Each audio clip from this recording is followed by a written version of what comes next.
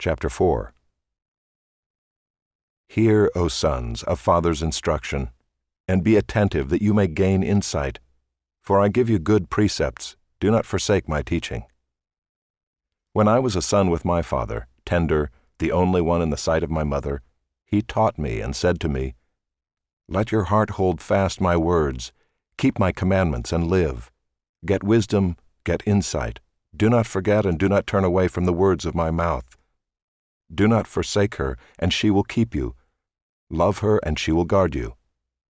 The beginning of wisdom is this: get wisdom, and whatever you get insight. Prize her highly, and she will exalt you. She will honor you if you embrace her.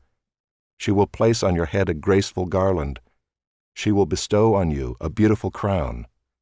Hear, my son, and accept my words, that the years of your life may be many. I have taught you the way of wisdom. I have led you in the paths of uprightness. When you walk, your step will not be hampered, and if you run, you will not stumble. Keep hold of instruction, do not let go. Guard her, for she is your life. Do not enter the path of the wicked, and do not walk in the way of the evil. Avoid it, do not go on it. Turn away from it and pass on. For they cannot sleep unless they have done wrong. They are robbed of sleep unless they have made someone stumble. For they eat the bread of wickedness and drink the wine of violence.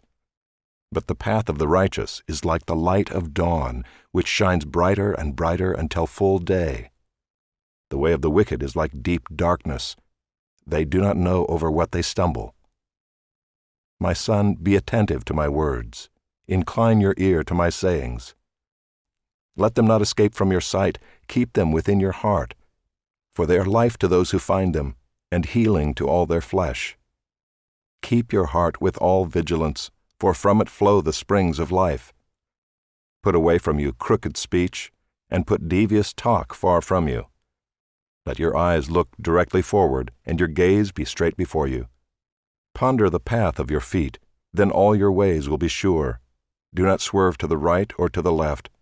Turn your foot away from evil. Chapter 5. My son, be attentive to my wisdom. Incline your ear to my understanding, that you may keep discretion, and your lips may guard knowledge. For the lips of a forbidden woman drip honey, and her speech is smoother than oil.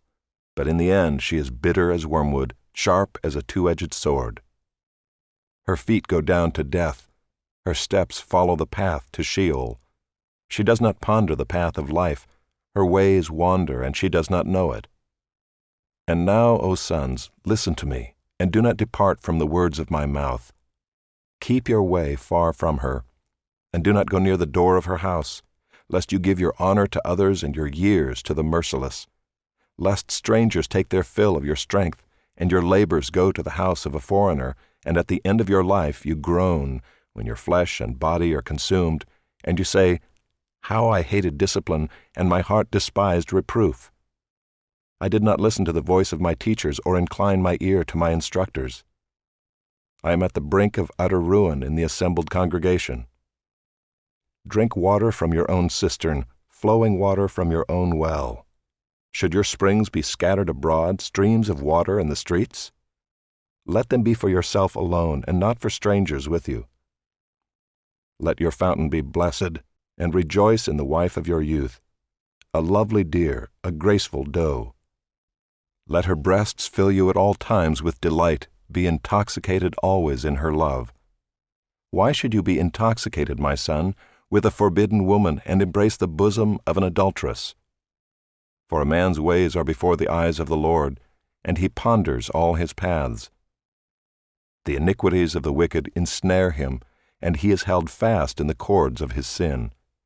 He dies for lack of discipline, and because of his great folly he is led astray. Chapter 6.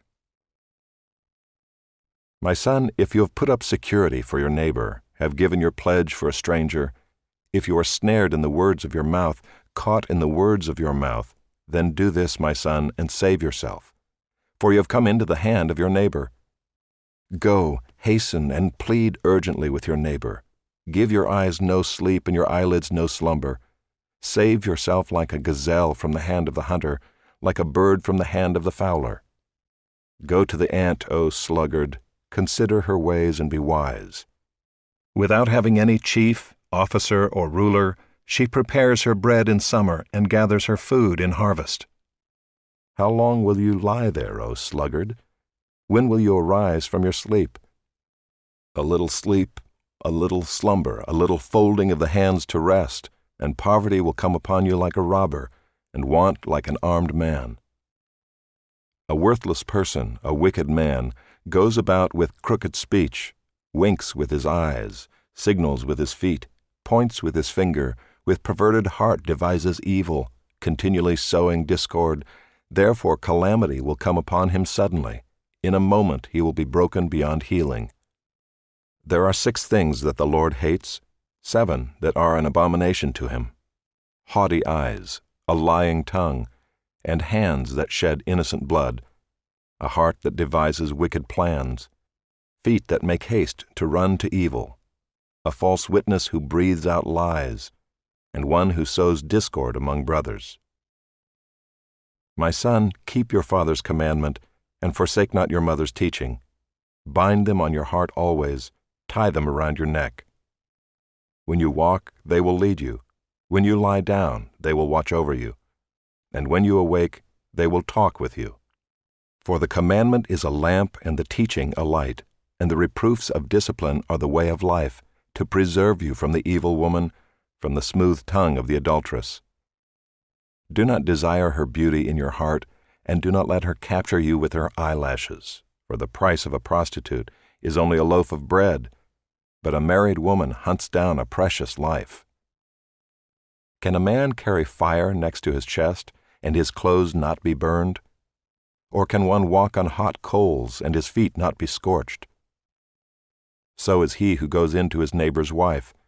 None who touches her will go unpunished. People do not despise a thief if he steals to satisfy his appetite when he is hungry.